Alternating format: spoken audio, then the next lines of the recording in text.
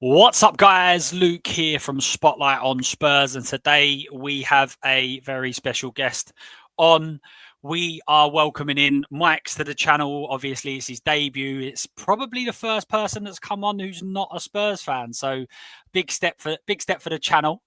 Big step for Mike's as well. Hopefully, how are you doing, sir? How you doing? I'm doing good. I'm doing good. Appreciate being the first non-Spurs fan on the channel. That's big. That's actually big. But yeah, appreciate the invite. Appreciate the invite. Of No, course, good to be on. yeah, no, obviously a fairly big game coming up this weekend.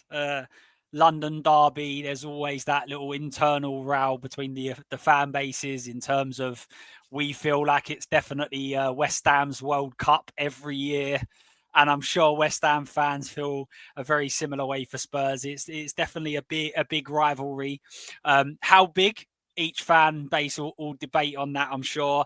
But as you can see by the pictures, we have got a couple of returning players to each team. So obviously, Carl Walker-Peters returning to play against Tottenham, and obviously the big talking point this year.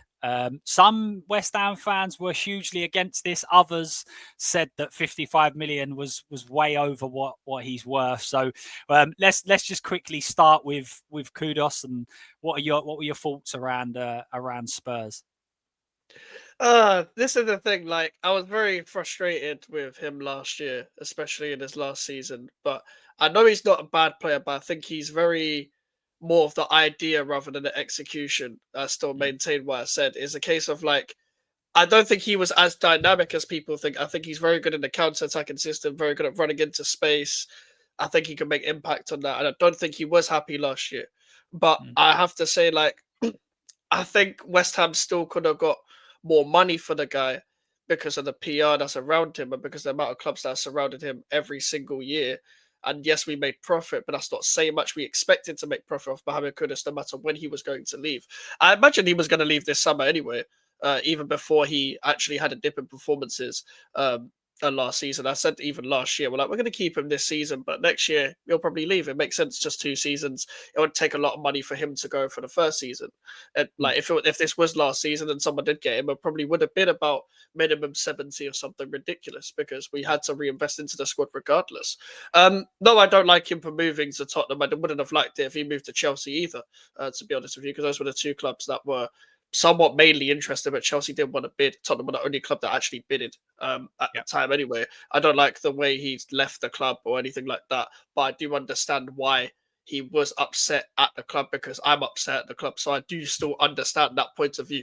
I would understand if any player would be upset at the way West Ham have gone on about because he was promised a certain type of project here and never got that because of the managers that we hired under him. Mhm. So I Yeah. completely understand that. I just didn't like the way he left. But it's the same reason why I didn't like the way Pyatt left. Same reason why I didn't like the way Arnautovic left. But it makes it even worse when you go to someone like Tottenham where it's like no matter what Tottenham fans say about West Ham in terms of like what they may think of us or whatever, they seem to be very happy that they got one of West Ham's better players and all that. So like it's still going to burn regardless. Mm. But I would have been less burnt though if we got more money because I thought Sullivan actually liked money. But Yeah. turns out he just made any excuse to get him out the door because he forced his way out the door. But at the same time, he used the excuse of the market of the way João Pedro and Madueke, they're similar prices. That was our excuse of, oh, we can sell it for 55 million because that's similar to what's the market right now. So Mm. for me, obviously I didn't like him going to Tottenham, but I'm more frustrated at the owner. I'm not obviously going to boo him on Saturday because I'm going to be at the game, but I don't want him to do well, of course. But I'm more frustrated with us on the way we sold him, to be completely honest. Yeah, yeah. I actually, I've got a couple of West Ham friends, and I text them straight away when there was kind of rumours, and it was very much like one come back going, take him. The other one was like, he's unbelievable. So you can tell Mm. there's a bit of inconsistency. And the other one that I spoke to literally said, if you're getting the good kudos, you're getting £100 million player, but if you're getting the bad, then we've made an absolute we've made a fortune and done really well. So time will tell. He's had a decent start, but let's see. Obviously, I think that was the West Ham fans' gripe with him was the fact that he didn't continue the momentum. He performed well, but actually didn't do it consistently enough. So I actually, and just in terms of the other way around, Kyle Walker-Peters, I really like him. I'm not sure he's the elite level baller that he at one stage Spurs really thought he was going to be, especially coming through the academy. But I think he's a very tidy little footballer, and we'll see whether or not he starts, because he hasn't been starting that many games. Is he for you guys? No, he started the recent two just because Wan-Bissaka had one stinker against Oh, Chelsea, so he started a recent one. Played really well. I really like the signing, to be honest. yeah. Oh, I I've think he's a wanted good him for signing. about a couple of years. Yeah, I wanted him for a couple of years. I actually wanted him over Aaron Wan-Bissaka when we were interested in both. Funny enough, but then now Mm, that we've got both, I'm really happy with the depth. That's one of the positions I'm actually really happy with. So either way, whoever starts at right back, I'm going to be happy with. But content, yeah. I kind of like him as a player. Yeah. That's what you want. So in terms of, you kind of touched on it a little bit there, but just for anyone that obviously you get so ingrained in following your own club, you kind of have a rough idea of what's going on. But what are your kind of thoughts and feelings on West Ham, like the transfer window, the kind of atmosphere around the fans? I think one thing that maybe Spurs fans and West Ham fans have, we can kind of agree on, I guess, is there's been some problems with the ownership. We were obviously unhappy about ours. I think there was a bit of a rivalry in terms of who's got the worst owners at one stage. Obviously, there's been a massive change on Spurs' side. What are your thoughts and feelings just around the club as a whole at this moment in time? Oh, it's just a horrid time to support the club. There's nothing to look forward to. There's nothing to look forward to. We by far have the worst owner in the league. Like by far, it's not even close. It's never been close for me until like maybe you can maybe argue Wolves and maybe Mike Ashley back in the day. But I Mm, don't think it was ever close just because of what of when we look at both of the clubs, our clubs especially, you've moved stadium. We see what you've done with your stadium. We see that you actually own your stadium. You see our stadium, and it's horrific. It's horrific. So at least we don't even own it. And the problem is with this, with where we are in the new era of West Ham, the newer era, the 2016 to now era of leaving Upton Park, is that for everyone to be happy, you actually have to be good in this stadium, because we only go to this stadium to have expectation now. That's how it should be mhm, going into it anyway, because that's what we were promised at Upton Park. If we were like this, it'll be any normal day at the office. It's that mhm. like we'd be pissed off, we'd be frustrated, but it'd be any normal day. Whether Yeah. it's going to the London Stadium, you try to give us expectation. We've actually finished in Europe. We've actually won a trophy within the 21st century in this era now. So we have to capitalize on the expectation. So when we're struggling now, and you have genuine fear of maybe going down with this stadium, it's going to be horrific, because we already get mocked for our stadium as it is. Going to the Mhm. championship is a difficult league. It's a difficult league to come back in. It's not like we're prepared to go down. It's not like we are one of the promoted teams where the wages, etc., the stature of the club, we're like prepared and everyone's willing to take a cut or whatever. Nope, we'd have to rebuild the squad quite heavily and maybe just use the academy instead to try and get back up. I think it's very, very worrying right now where we are, because we're not the biggest club in the world. We're not the biggest club in the league, but at the same time, we're not the smallest either. We shouldn't be where we are. Like we Mm. should be trying to aspire to be better all the time. Anyway, it's football. You want to win as many games as possible. But for right now, there's nothing to look forward to, as the owner is literally running the every bit of footballing negotiation, and that's what's really frustrating, because that's how it was at the start of the London Stadium era. Yeah, that's fair. And again, it's crazy, isn't it? You mentioned about getting that trophy. Obviously, we done it last season, and you just get a first for it, and you just want it more and more. Like it's very, very an addictive. I understand when certain managers are saying that once you hit these levels, you just want to get back and do it again and again and again. And as fans, man, just seeing it was just crazy, and you just feel like I'd love to be back there again. So when you are struggling, obviously, we had a little bit in terms of in exactly the same season. We had it in the Europa League where we was doing so well, and obviously the fans were hoping that we would get there, but also seeing it in the same season in the league, seeing our every week turning up just expecting to lose is such a contrasting sort of feeling for that. So you've kind of touched on it again there just a little bit. What are your hopes in the season then? Are you just kind of like, are you just literally as a club waiting for this owner to move on, and then hopefully there's nicer times on the horizon? Are you expecting there to be growth in the next couple of years? What are your thoughts going into the sort of this season? I think I always hope for there to be growth, and my expectations different from what I actually think is going to happen. It's like my expectation is that we have to compete all the time, in my opinion, because like, why are we here in this stadium otherwise? But Mhm. for me, I've always been the case of like, this owner's always been horrific, even before the stadium move. There's nothing they've done apart. I guess they originally saved the club in terms of like financially because of how bad the Icelandic ownership was, and I was too young to remember it, but I know the history of what they were like. So when the Gold, Sullivan, and Brady took over, that was the first good thing they did. It was probably the last good thing they did, which is when they took over, they actually did save it. But you can all that's a minimum requirement. If you're going to take over a club, you have to save it. It's a business. So what are you going to do with the club? And all we've been is just like having false promises for the past decade and over that. So for me, it's a case of we're waiting for the ownership to go, but I know what this club is like. Even if the David Sullivan goes, Jack Sullivan will take over his son, or he'll send it to someone else just as bad as him. So and they're not going anywhere anytime soon. There's not even a single rumor like of them leaving, and the only way, unfortunately, the only way that they've got any chance of going out is if it gets ultra toxic, and we lose on the weekend, or we lose next week, or whatever. Like we lose a couple of games in a row still, especially at home to Tottenham. It's probably the time where to strike when when the iron's hot almost, because like Mm-hmm. we haven't lost to Tottenham since 2019 or whatever, and it's the game that cool we typically like get up for to an extent. But it's a Yeah. case of like, are we actually going to turn up, and will we use that as like actual fuel to direct it at the owner? It's a case of now like where I'm just hoping to survive this season, even though I want to have more than that. I think the squad Mm-hmm. is good enough to at least compete for Europe, because Yeah. we've seen what the Forest squad was like last year. We've seen what previous squads have been like. You see Villa squad's really thin, Newcastle squad's really thin. It just about it matters on coaching, and we haven't seen great coaching this year, but hopefully we see a bit better. Hopefully we see a bit better since the Forest game, but you can only live in hope right now. I know what to Yeah. expect from the club at this point. It's like I didn't even really want the season to start. To be completely honest with you, I wasn't looking forward to this season at all. Like it wasn't like something where I was like, yes, the Premier League started. Like it just wasn't. Yeah, I mean, in terms of like Europe and things like that, there's a lot of teams that are playing in Europe this year that have either haven't for a long period of time or have never done it ever before. And I think it is gonna. I've been saying ever since like the middle of last year that I really think there's going to be a lot of movement in that middle section. It's going to be really, really tight, and like one or two wins, you're going to 1 or 2 win, 2 or 3 win win streak, and you'll go from being sort of like the middle of the bottom half to being like the middle of the top half. It's like everyone's going to be so condensed. As I said, Bournemouth's like they're all these sorts of clubs with the squads being so small, with the amount of games that they're going to be playing. It means that I think that's going to be really, really bunched up. So it could just mean getting a couple of extra points, and all of a sudden you fly right up the table. So completely understand what you're saying, and I think with Spurs, as I said, we do sympathise with what goes on at West Ham, because we feel like we've been through very similar things. So I completely get it. Moving just a little bit closer onto the actual game itself, obviously.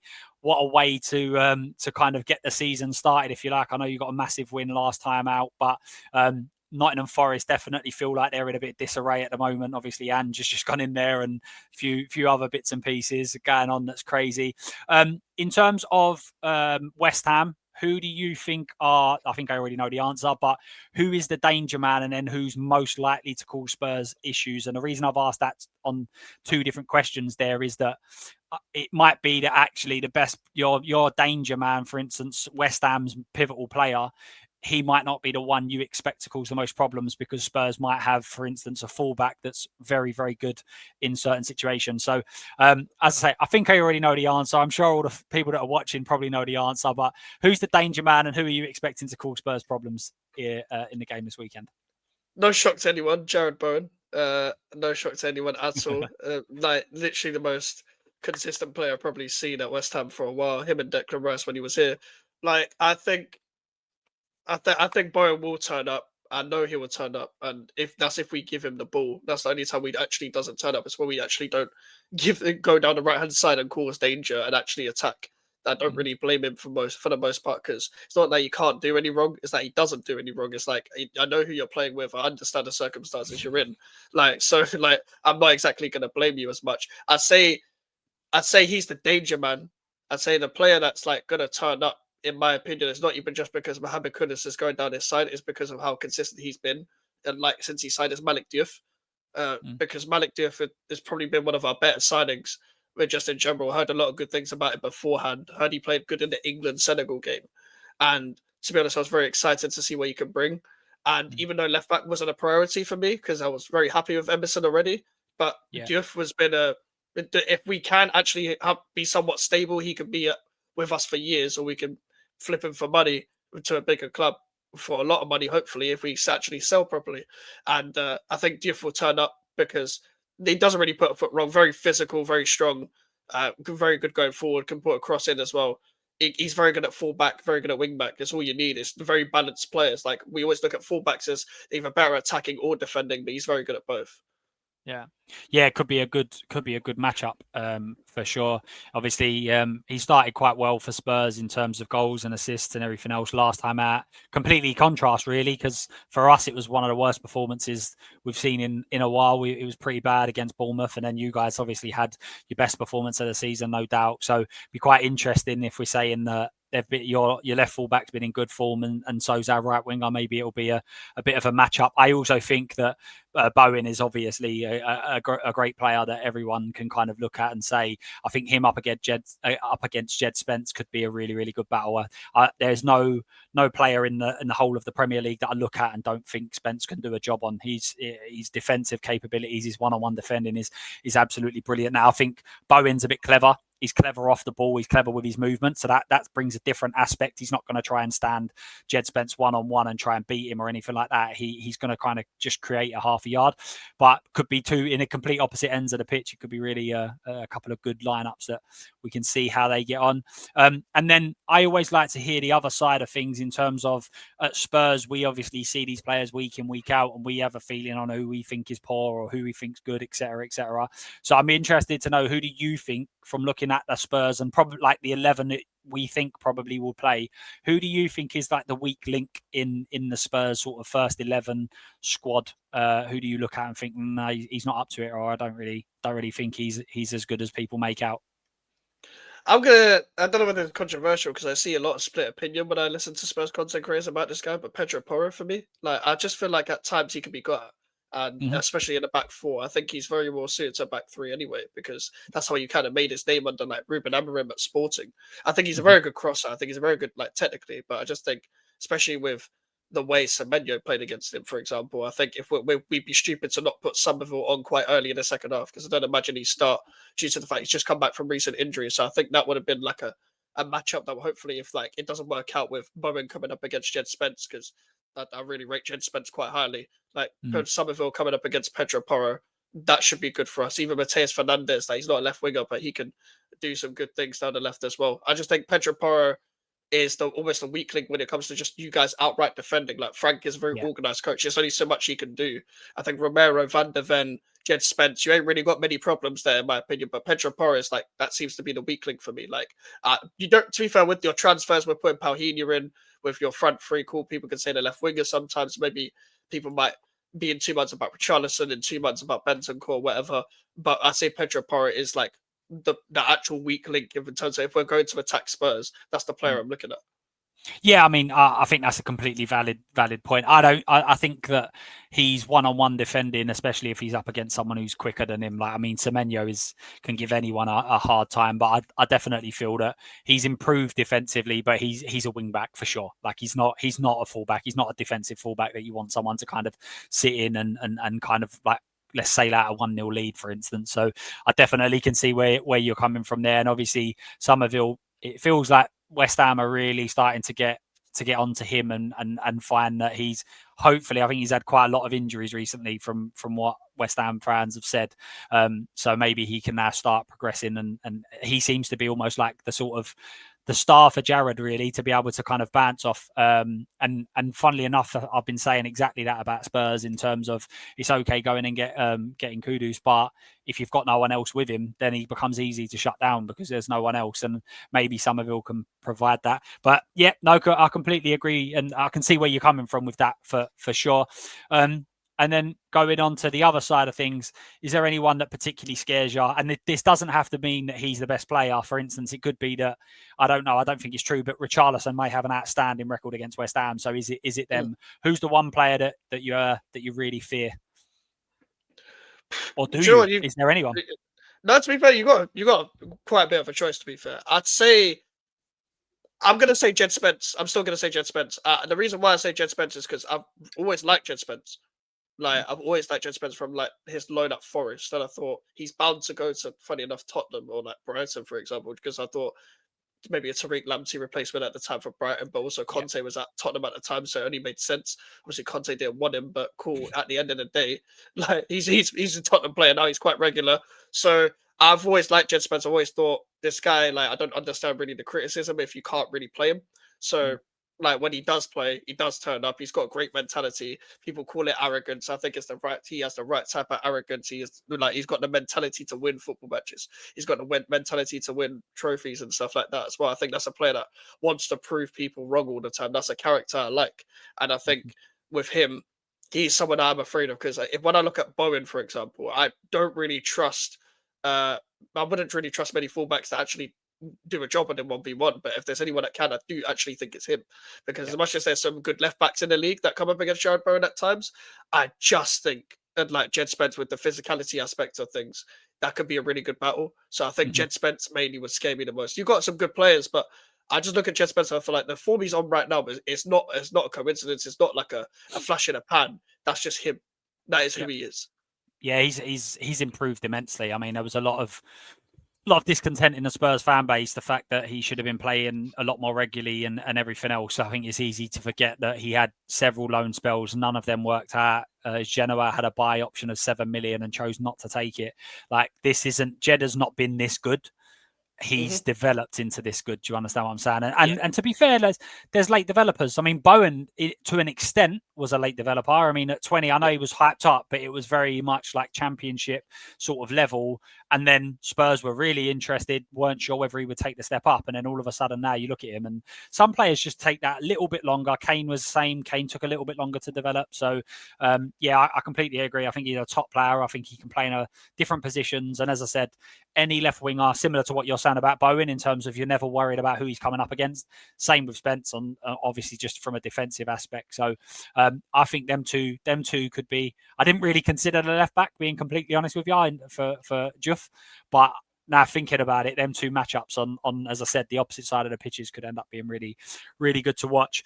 And then obviously, what are your sort of feelings? We will go into score predictions on the next one, but what are your thoughts and feelings around the game? Are you in a situation where you're going, we just can't let Tottenham beat us, it's on our home patch? Are you still expecting, because I always feel if you go through every single season and look at West Ham's best 5 performances, the Spurs game, one of them's always in there. Like, what you just raise your level against us.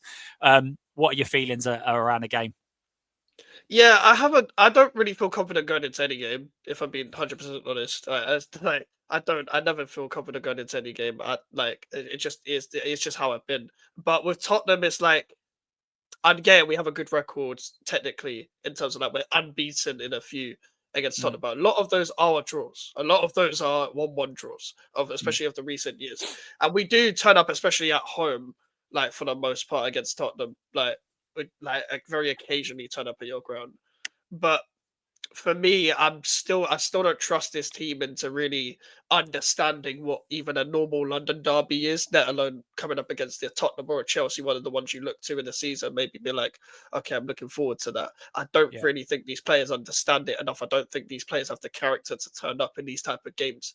I think it's only the likes of Pakatars, the Bowens, etc., that actually know what it means. The youths yeah, that will end up understanding know what it means. Like I don't think many of these players are capable of turning up in a derby. So I think for me, with the way Thomas Frank's record has also been out of ground, with the fact he's only lost once since like getting promoted with Brentford um, at our ground, we don't really beat Thomas Frank teams much. He knows how to get over West Ham quite a bit when it's been Moyes or Lopetegui, whoever. So for mm, me, I look at this game and I just can see a Tottenham win all over it. But like it's just because like all the so-called good records we've had have disappeared over the last 2 years, and I just see this being one of them. And I don't see a drawing for the last 3 out of 4, whatever it is, as a sustainable record either. I'm pretty sure we've drawn with you under like 2 or 3 different managers, which is ridiculous in itself. So like we've got at some point just turn up. Like we need to win the game. I'm not going to be happy with a draw. I'm never happy with like drawing, especially at home. yeah, Like if you can nick a draw at the end of an away game, that's the cool. Like it is where it is. We've got a point, but when you're at home, you have to win. Like you have to. mm, You can't just settle for a draw. I think that's why we've been so bad over the recent years. We haven't got around the mentality of let's go win a game rather than just drawing the game. And yeah. I don't think we're going to win. I think we'll probably lose the game, but We need to win regardless. It's a must win. We lost our first two. We've got to win this one. Yeah, and then obviously moving on, score predictions. So you don't sound very confident at all. I wonder if this is a bit more a defeatist attitude to pretend, yeah, I don't really feel nothing. I don't feel nothing, but actually we're going to win. But score predictions. What are your thoughts on the score predictions? I never feel like we're going to win, so this is my truth. This is the utmost truth. So I generally think we're going to win like 2-1. And the reason why I say that is just because Thomas Frank team likes to start quick, likes to start early, hit the ground running. Once you score first, West Ham don't come back. Last time we came back from a 1-0 down was like at end of the previous season, not even the season just gone. So that it's been a very long time since we come back from 1-0 down. I think once you score first against West Ham, it's long. It's long for us. So I think it'll be 2-1 Tottenham. I actually think the same, and I think that in terms of going 1-0 up, I think Frank is incredibly adept at being 1-0 up in a game. I think his record. I may be wrong. I know he was at Brentford, but I have a feeling that if he's 1-0 up, he has got capabilities to be able to see games out. And I think that if Tottenham can take the lead in a lot of games, then I think that they're gonna have a good season. But I know that we don't, like, for instance, under Conte, it was literally a case of we was conceding first every single week. So when you go 1-0 down or you go to defensive blocks, then it obviously becomes a lot more difficult. I'm going to go. I have also had us winning 2-1. I actually think that the Xavi Simons signing might give the whole club a little bit of a boost when they're coming back. And also a lot of the international break, a lot of the players either participated but not hugely. So I don't think many of the top players played 2 games. I think a lot of them played 1. Spence barely played. Romero missed the second game, so I feel like they should also be back in training and be able to get it. So I'm hoping, fingers crossed, I'm going with a 2-1 win as well.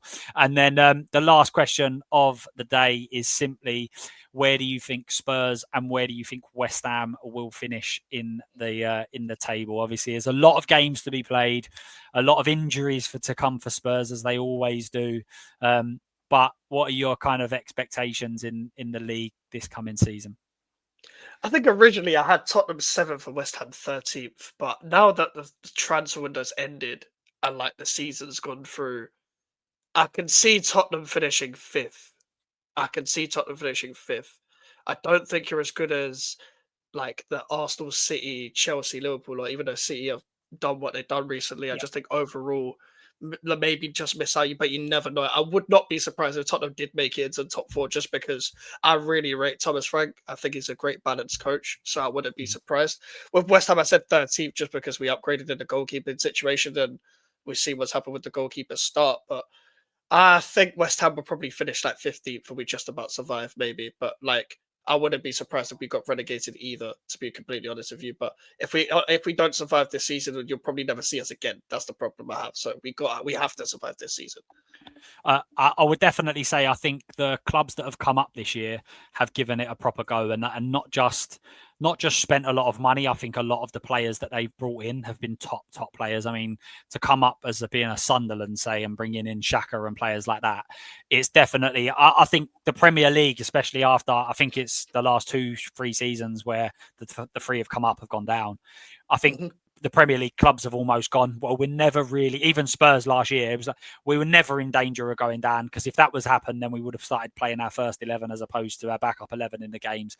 I feel like all Premier League clubs are just kind of like, we are never going down here. Like, we're far better. Whereas this year, I think there are a few teams that really, if they just have a couple of odd, and the problem with the Premier League is that you've only got to have a couple of months where it's bad. Like, if you have a bad start 2 months in, and then all of a sudden there's negative atmosphere around. So I don't think West Ham will be battling relegation personally, but I could see it happening, because I think them top teams have definitely already closed the gap with some of the signings that they've made. So you're obviously hoping that there's no relegation on the cards, but I don't think it's beyond the realms of possibility. We've gone from just in 29 minutes, we've gone from you saying that potentially Europe to relegation. This is how tight I actually think the Premier League's going to be, to be honest with you. I think it's going to be really, really tight. And in terms of Spurs, I think you're absolutely bang on. The top 4 for me are far and away clear of everybody else. If Newcastle kept Isak, then maybe I would give them the 5th place. But the fact that they've lost him, then I think that there's 3 or 4 teams that are all competing for that 5th place. So I think if Spurs get it, I think it'll be an incredible season, to be honest with you, because I still feel like there are some gaps in this squad for sure. Mike's, it's been brilliant having you on, mate. I really, really appreciate it. The channel may go down on a couple of different days where we bring on sort of rival fans and we discuss more of a broader scope of Premier League and football and etc. So it'd be great to potentially have you on again. Obviously, one thing for sure is that Mike, if you haven't subbed to Mike, most people in the Spurs community, he's always got some sort of Spurs fan on the channel. But he does mental health streams, which is absolutely brilliant. I have definitely been a watcher of them, been participating in the chat as well. So if you haven't, make sure that you go over and you sub to Mike. Mike, do you want to just give a little bit of an overview? Obviously, most people that watch this channel is mainly Spurs content, but I know you do a little bit broader than just simply West Ham and a bit more football stuff.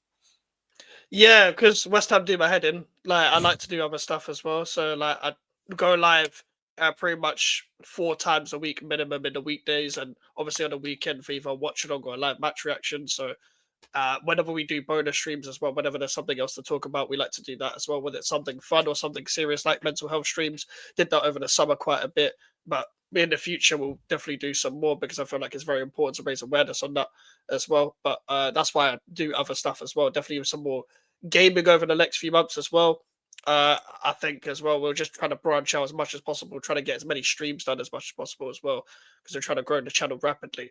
But yeah, I appreciate you having me on. And yeah, you'll enjoy my content if you just like football, but if you like just the characters on the channel, you'll enjoy every bit of content that we do. I upload every day as well. So yeah, come and check out. Yeah, massive thank you. Obviously, Mike's YouTube will be in the title of the video. It'll also be in the description as well. So please, as I said, please go over, show some love, even though he supports that lot. But listen, we can't have everything in life, can we? Do you know what I mean? We can't have everything in life. So guys, massive thank you for all the support on the channel recently. It's, as I say every single video, but it's just been absolutely crazy to go from 0 subs 5 months ago to we're nearly at 1.5k. So obviously, if you haven't already, please go like the video, subscribe to the channel, and fingers crossed for a Spurs win. Last thing from me, as always, come on, you Spurs.